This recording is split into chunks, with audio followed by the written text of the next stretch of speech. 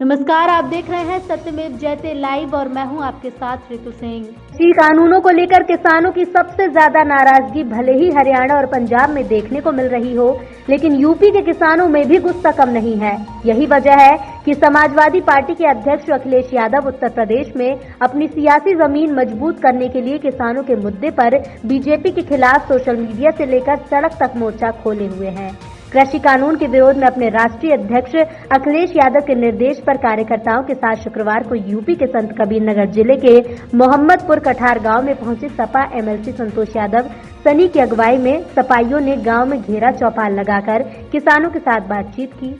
चौपाल के माध्यम से किसानों के सामने भाजपा की केंद्र सरकार द्वारा लाए गए कृषि बिल को काला कानून बताते हुए एमएलसी सनी ने केंद्र और प्रदेश की बीजेपी सरकार को किसान विरोधी करार दिया।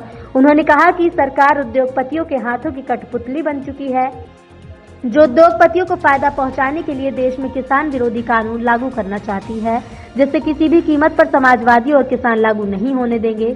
उन्होंने कहा कि किसान बिल किसान और मजदूर के खिलाफ है। जिस अन्न को किसान अपनी मेहनत और मजदूरी के साथ उगाता है, उस पर से किसान का अधिकार खत्म हो जाएगा और ये अधिकार उद्योगपतियों के पास चला जाएगा। उन्होंने कहा कि मौजूदा सरकार ईस्ट इंडिया कंपनी की तर्ज पर कार्य कर रही है और देश को गुलामी की तरफ ले जा रही है। किसानों को फायदा पहुंचाने की बजाय अडानी और अंबानी को फायदा पहुंचाने का काम कर रही है। माताएं बहनें, आज पूरे प्रदेश में गांव में चौपाल के रूप में गोष्ठी का आयोजन किया है।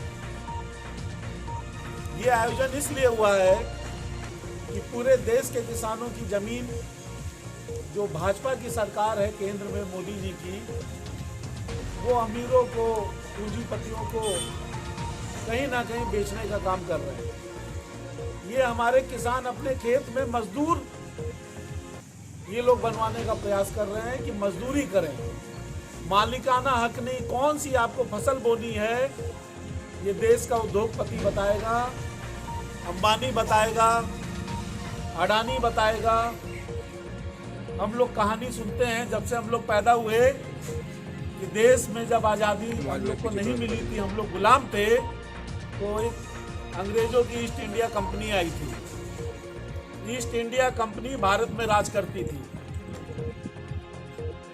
तब हमारे लाखों लोग, करोड़ों लोगों ने अपनी जान देके आजादी हम लोग ने पाई है।